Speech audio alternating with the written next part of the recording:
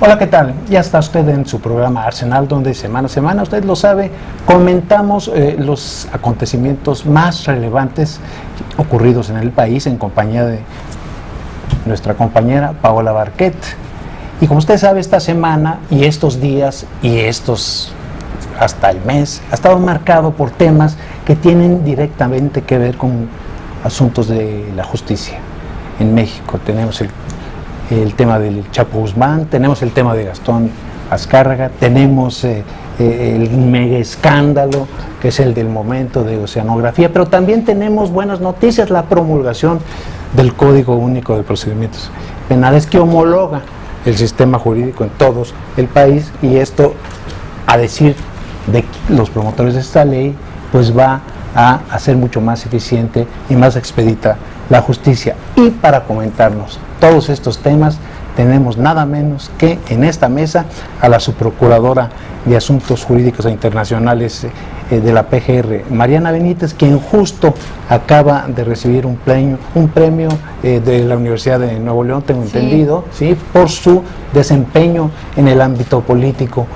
Mariana, ¿cómo estás? Muy bien, muchas gracias. Qué gusto de tenerte aquí. Muchas gracias, muchas gracias. Y Sí, vengo pues, desempacada de Nuevo León, donde voy a recibir el premio Flama Vida y Mujer. Flama Vida y Mujer, que la Universidad Autónoma de Nuevo León le entrega a 5 mujeres cada año por su labor en distintos sectores. En mi caso fue en el sector gubernamental, pero hubo también deportistas en el sector de las artes, en el sector científico. Entonces, la verdad me siento muy, muy honrada, primero de que la universidad me haya dado esta distinción para este año, y después porque haber sido galardonada con mujeres también tan talentosas. Ahí estaba una medallista olímpica, Mariana Vitia, y bueno, desde luego es un motivo de orgullo para México esta mujer. Pues felicidades. Muchas felicidades gracias. por tu premio. Y vamos a entrarle de lleno al tema, precisamente con ese mega escándalo del que te hablé. Yo sé que no es mucho de tu resorte, pero como quiera representas una parte importante de la PGR. Quisiéramos saber, por ejemplo, en este asunto de Oceanografía, ayer hablaba el secretario de Gobernación en el sentido que no es un tema que tenga sesgo político. Claramente estaba diciendo que no van contra el Partido Acción Nacional porque la mayoría de este megafraude tuvo lugar en los 12 años de gobiernos panistas. Sin embargo, ¿cómo le van a evitar quitarle ese sesgo panista? Porque seguramente, hasta donde uno pudiera deducir, pues no pudo haberse hecho haberse realizado estas transacciones fraudulentas sin altas complicidades, Mariana. Entonces, ¿hasta dónde van a llegar ustedes? Y si vamos a tener los mexicanos ávidos de que se acabe ya la impunidad, castigos para estas gentes. Bueno, yo te puedo decir que este asunto, como bien lo dijo el secretario, no se inicia al revés, es decir, no se inicia buscando cómo acreditar las responsabilidades de ciertos culpables. La verdad es de que nosotros tuvimos conocimiento de esta situación a través del banco, Banamex, que presenta una querella por fraude. ¿Por qué? Porque, bueno, había documentación, ya se ha explicado, el procurador lo ha explicado, había estimaciones presentadas por la empresa y en donde, una vez presentadas, supuestamente autorizadas ya por Pemex, podía recibir dinero del banco para, digamos, como pago, ¿no? Y la verdad es que se dan cuenta de que estos documentos son falsos. Entonces, desde ahí inicia nuestra investigación y estamos todavía, la investigación continúa. No significa que con lo que encontramos, bueno, ya ahí quedó, pero yo te puedo decir eso, dejarlo muy, muy claro. Fue el banco quien presentó una querella y nos presenta esta situación. Ahora, dentro de su competencia también entra, por supuesto, el asunto internacional, desde el título, ¿no?, de su nombramiento. Así que aquí la pregunta sería, se supone que ya está entrando también el tema de Holanda, porque está este banco Rabobank, que también ha sido afectado, no nada más fue Banamex, sino que ya llegó a términos internacionales. Y aquí la pregunta sería, ¿cómo evitar que ese tipo de cosas sucedan o ya que sucedieron, ahora cuál va a ser la cooperación internacional para que Holanda tampoco se vea tan afectado en esa materia? Bueno, en el caso de Holanda, la verdad, les voy a ser muy francos, no hemos recibido oficialmente ninguna solicitud de asistencia jurídica, que sería la forma en que digamos, Holanda nos contactaría a PGR en la investigación que, si es como dice esa nota, están llevando a cabo en Holanda. Formalmente tendrán que solicitarnos y decirnos, o bueno, y por lo menos hablarnos, ¿no? Y contactarnos y decir, vamos a necesitar X tipo de información, y nosotros con mucho gusto, nosotros la verdad es que tenemos cooperación con los países que se nos han acercado y viceversa, ¿no? Nosotros también nos auxiliamos de muchos otros países en donde hemos estado buscando fugitivos, en donde hemos requerido información, sobre todo bancaria, de otros países. Mariana, ayer el diputado federal del PAN, Juan Buenotorio, él es veracruzano, fue alto funcionario de Pemex, él decía que este asunto pues sí tiene ahí esa carga política que dijo incluso ha perjudicado la imagen de este ex servidor público, decía él. Y hacía una pregunta muy interesante, él decía que cómo era posible que la Comisión Nacional Bancaria y de Valores no hubiera reparado en este megafraude cuando hoy por hoy si vas por $10,000 se prenden los focos de alarma, si cambias $100,000 pesos en efectivo se prenden los focos de alarma, y que ahí hay un tema clarísimo de omisión por parte de la Comisión Nacional Bancaria y de Valores. Yo supongo que este sesgo pues forma parte, vamos, de la averiguación que ustedes están llevando a cabo. Te insisto, la verdad es de que la empresa venía operando por muchos años de esta manera, es decir, es como Pemex, la gran mayoría de las veces, dependiendo de los contratos que tiene, pues les va pagando a sus proveedores, ¿sí? Entonces hay una estimación, es una dinámica en la contratación pública. Ahí no tiene nada de raro, simplemente que la empresa, presuntamente, vamos a usar esa palabra, utilizó documentos falsos para cobrar un dinero que digamos, no obedecía o no derivaba de un trabajo efectivamente prestado a Pemex.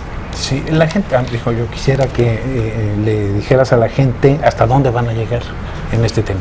Nosotros vamos a llegar, tenemos nuestra obligación de investigar estos hechos en particular que nos ha puesto de conocimiento el banco, y bueno, si en esa investigación de ahí se derivan otras conductas, pues desde luego que actuaremos.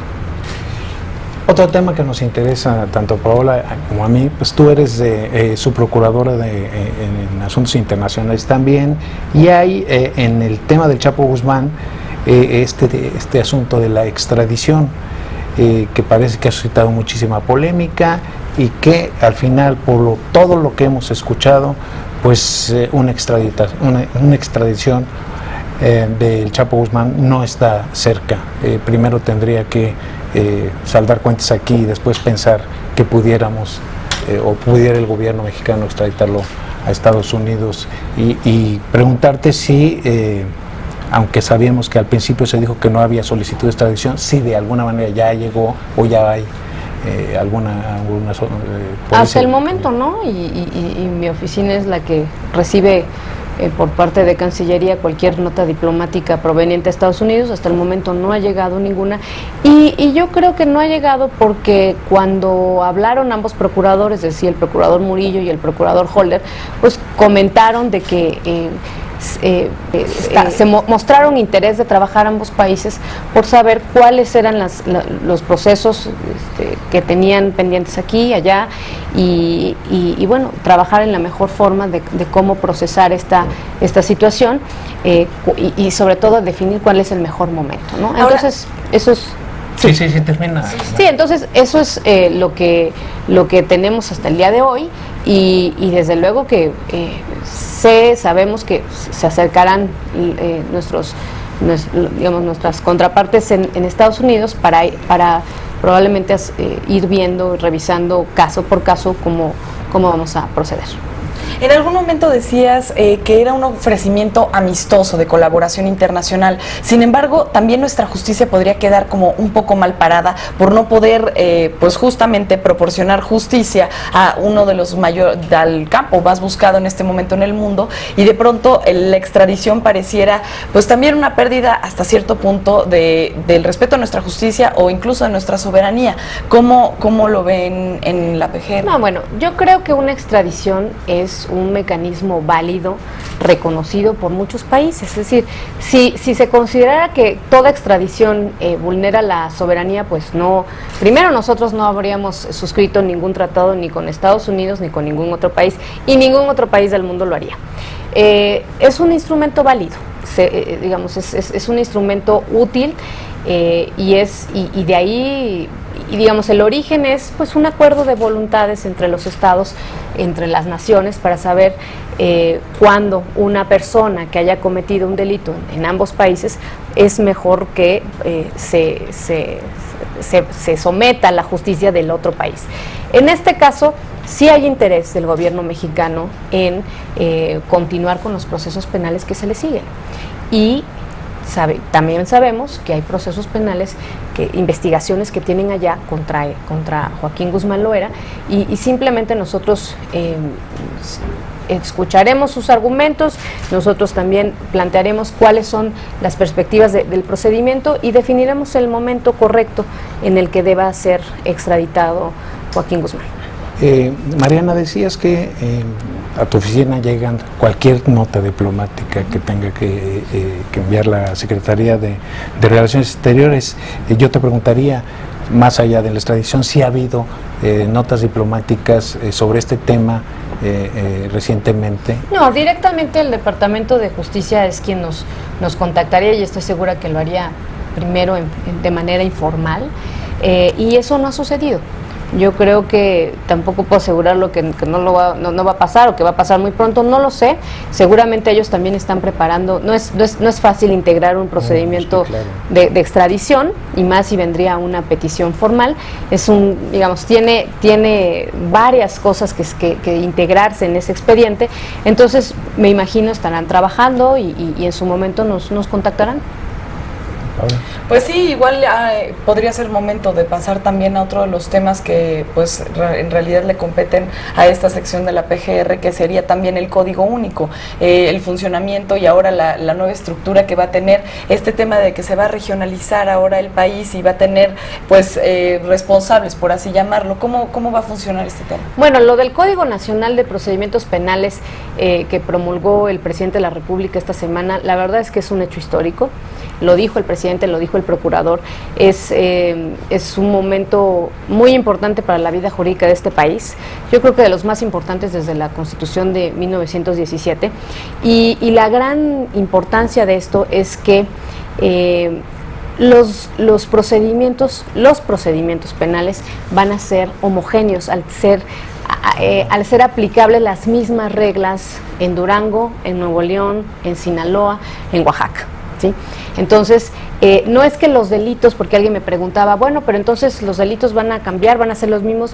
No, cada estado va a conservar su facultad de legislar los delitos, de establecer los tipos penales que considere, porque desde luego no es lo mismo una lógica delincuencial en Sinaloa que a lo mejor en Yucatán, y entonces ahí cada quien va a fijar los tipos penales y va a sancionar las conductas que consideren, pero sí el procedimiento, eso va a ser parejo en todo el país, lo cual va a ayudar muchísimo, sobre todo a la certeza. Ya sabrás que no será una justicia distinta aquí que en otro estado. Va a ayudar a consolidar la transparencia, el equilibrio entre las partes, que sobre todo la homogeneidad de los criterios judiciales. Creo que en la medida en que este código se va a ir aplicando en todo el país, porque hay que decirlo, la aplicación va a ser gradual. No vamos a iniciar, por ejemplo, en la Federación no vamos a iniciar de un día para otro en todo el territorio, sino que hemos decidido que vamos a hacerlo en forma gradual. Entonces, este año iniciaremos en 2 estados, porque creo que será importante hacer un piloteo de cómo, ¿no? Estados que están aplicando. No, desde luego, a ver, Hay estados que ya transitaron al sistema acusatorio, pero con códigos que ellos legislaron. Hasta ahorita pues ninguno no ha estado aplicando el código. Cada estado va a decidir el momento en el que va a empezar a utilizar este código nacional, siempre y cuando no exceda de junio del 2016, que es el mandato constitucional. O sea, hasta en esa fecha, en ese mes, el 16 de junio, es cuando ya tiene que estar todo el país funcionando bajo este nuevo sistema de justicia. Su procuradora, hoy aparece en la prensa dos temas. Uno, el rechazo de la Suprema Corte de Justicia a entrarle al toro llamado el Bester Gordillo, esa es una, y otra que es un poquito más lamentable, bueno, las dos son lamentables, pero el anuncio que hace hoy Renato Sales en el sentido de que se ha aumentado en un 24% los secuestros en el país, que eso es pues algo que a la gente seguramente le preocupa muchísimo, ¿no? Bueno, en el caso de la negativa de la Corte a traer la revisión que nosotros promovimos contra un amparo concedido a la señora Elvester, bueno, lo que puedo decir es que la Corte consideró que en dicho amparo el juez no hizo una interpretación que fuera considerada por la Corte, primero sujeta a ser revisable, y la importancia y trascendencia. Es decir, no considero que esta interpretación, no el asunto, sino la interpretación de los preceptos que alegábamos nosotros o la propia parte quejosa, como son ellos, no era una cuestión de importancia y trascendencia en los términos judiciales términos de los criterios judiciales que ya estableció la Corte. Simplemente eso es lo que yo podría decirles. Entonces, la consecuencia es que el quinto tribunal colegiado en materia penal decidirá entonces ya en definitiva ese recurso de revisión que nosotros promovimos. Sí, para efectos de aclarar, se ha manejado mucho que por razones de la edad, que ya cumple 70 años el año que viene, tendría derecho a compurgar su pena en arraigo domiciliario. Si nos pudiera explicar realmente cómo está este asunto, porque yo se lo pregunté a la hija del Bester, a Mónica, y Mónica me dice, es que eso no es automático, me dice, eso lo deciden los jueces, ¿no? Exactamente, no es algo, y yo eso es lo primero que me vino a la mente, eso no es algo que por el solo hecho de cumplir esa edad eres sujeta a esta medida. Realmente se tendrá que valorar una serie de circunstancias, su estado de salud y otro tipo de aspectos que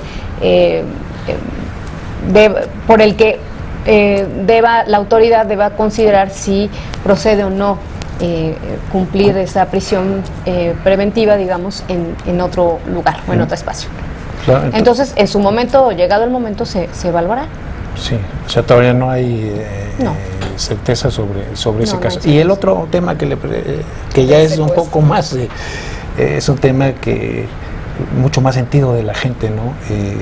Este asunto de la privación ilegal de la libertad, que como el propio Renato Sales lo dijo esta mañana, es una tragedia.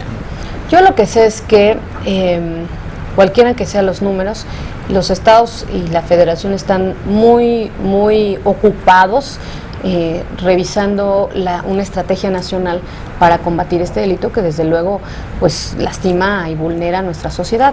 El hecho mismo de haberse conformado esta coordinación nacional habla de ese esfuerzo, un esfuerzo que le precede varias dinámicas de coordinación que ya se habían conformado en el marco de la Conferencia Nacional de Procuración de Justicia y de la Conferencia Nacional de Seguridad Pública. Entonces ya venían formándose los centros de investigación para atención de este delito en todos los estados. CEIDO de la PGR pues venía haciendo una revisión puntual del avance de la conformación de estos centros, y me parece que ahora la conformación de la coordinación nacional va a venir a darle todavía un mayor empuje a la atención adecuada, sobre todo de parte de las procuradurías, pero también de las otras autoridades competentes que tienen que ver con el tema. Y también también un poco en el marco, pues puede ser también de prevención. Ahora el tema de los feminicidios, justamente estamos en el Día Internacional de la Mujer y viene también a colación el tema de que hay 2.300 mujeres que han fallecido al menos en los últimos 2 años. Y pues aquí la pregunta sería cómo evitar o cómo lograr más bien que sea efectivamente perseguido y castigado, porque apenas en diciembre nos enterábamos que ya las 32 entidades federativas pues ya lo castigan como un delito, lo persiguen como tal. Ahora, ¿cómo se va a implementar eso? Primero fue muy importante tipificar el delito. Sí. Y otra cosa muy importante que también hemos venido trabajando con los estados es el establecimiento de protocolos de investigación para los delitos que tienen que ver con violencia de género, por razones de género. Entonces, la verdad es que ahí la FEBIMTRA, junto con las áreas correspondientes o equivalentes en los estados, ha estado haciendo un esfuerzo importante por capacitar, primero por socializar e impulsar que los estados adopten ese protocolo de investigación para estos delitos. Y dos, un esfuerzo muy importante que estamos continuando este año por capacitar al personal. Porque algo básico es, ¿de qué te sirve tener un protocolo de investigación muy bien hecho si las personas no saben cómo deben actuar en el momento en que se encuentren ante una situación como esta? Entonces, desde luego nosotros hemos hecho mucho énfasis en la capacitación de los servidores públicos que intervienen en una investigación, a fin de que, además de ser muy eficientes en esa investigación, no se revictimice a la mujer. Exacto. Por el hecho de tener contacto con la autoridad y tener que enfrentarse con ella y tener que colaborar y muchas veces pues las personas lo que menos quieren es tener contacto, o que las agredan o que les interroguen, las traten mal, ¿no? Al momento en que tienen que enfrentarse con personal de las procuradurías. Entonces, hemos puesto mucho énfasis, desde luego es un tema que todavía está pendiente de atenderse, digamos, es decir, de disminuirse a cero, pero la verdad es que sí estamos haciendo un esfuerzo e insisto nuevamente, en el marco de la Conferencia Nacional de Procuración de Justicia sí estamos trabajando en eso. Mariana, al principio o antes de echar a andar las cámaras, estábamos hablando de las confusiones que hay en torno a lo que significa el lavado de dinero. La pregunta viene a colación por esta nota que publica hoy Excelsior, en el sentido de que Gastón Azcárraga también lavó dinero. Tú, como acertadamente comentabas, pues esa es parte de la acusación que dieron ustedes, no de la acusación, sino de los cargos que, sí, los cargos, desde un principio. Inclusive cuando se informó de que existía una orden de aprehensión en contra de esta persona, se dijo claramente que era por lavado de dinero. Y entonces, bueno, no es algo nuevo. ¿Por qué llama la atención? Y era mi comentario contigo antes de entrar a cámaras.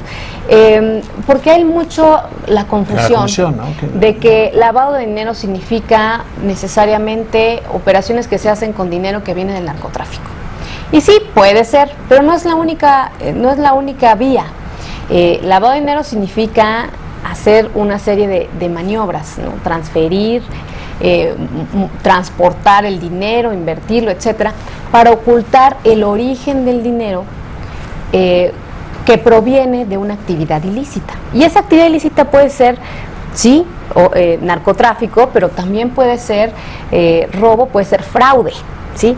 Entonces, el lavado de dinero lo vamos a estar escuchando mucho más porque no nada más va a tener que ver con dinero del narcotráfico, sino que tiene que ver con cualquier otro ilícito que se cometa y que ese dinero se pretenda ocultar y se pretenda invertir y se pretenda manejar en empresas, en cuentas bancarias, transferencias internacionales, etcétera, precisamente para limpiar ese dinero, para lavarlo y hacer lo que parezca un dinero lícito. Sería el caso también del Bester, que incluso se habló de operaciones con recursos. Es que es eso, realmente, coloquialmente se dice lavado de dinero. Viene el dinero del sindicato, pues ¿de dónde? ¿Cómo? Sí, pero precisamente qué bueno que me das la oportunidad de explicarlo. Mucha gente dirá, pero el dinero del sindicato es lícito. Desde luego que lo es. Cuando estaba en las cuentas bancarias del sindicato, hasta ahí lo es, ¿sí? Su origen era lícito. Pero ¿qué pasa? Cuando en el momento en que ese dinero de las cuentas del sindicato se empieza a transferir a otras cuentas de personas ajenas al sindicato que no tenían ni ejercían ninguna función, digamos, administrativa o directiva respecto al sindicato, y se empieza a transferir ese dinero a estas cuentas, que fueron 4, y de ahí el dinero se empieza a mover para todo tipo de fines distintos a los que establece la propia Constitución para qué sirve el dinero público o el dinero de los sindicalizados, que es para el mejoramiento de la clase trabajadora. Si se empieza a repartir en cuentas bancarias internacionales, en transferencias, por ejemplo, supimos el caso de Neiman Marcus, pago de tarjetas de crédito y de otro tipo de cuestiones, eso es lavado de dinero.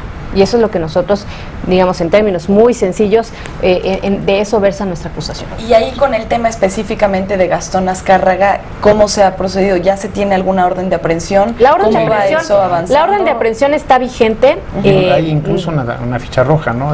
Se estableció una ficha roja en Interpol, y bueno, pues estamos nosotros 190 buscando países. sí, son 190 países, y se está buscando encontrarlo para ejecutar esa orden de aprehensión. Pues bueno, y con estas palabras de la subprocuradora terminamos nuestro programa. Usted sabe que los tiempos en la televisión son cortos y se pasan rápido. Así que les doy cita para la semana que entra en este su programa Arsenal. Y nos vamos, no sin antes agradecerte, Mariana, muchas gracias, nos Francisco, hayas concedido esta entrevista, y esperamos que todo vaya para bien. Felicidades por el premio y que haya muchos de esos en adelante. Muchas gracias. Mariana, Paola. Felicidades, muchas gracias. Gracias, Paola, gracias, Francisco, un placer estar con ustedes. Nos vamos. Hasta la semana que entra. Te invitamos a seguir cuestionando la información con los siguientes videos.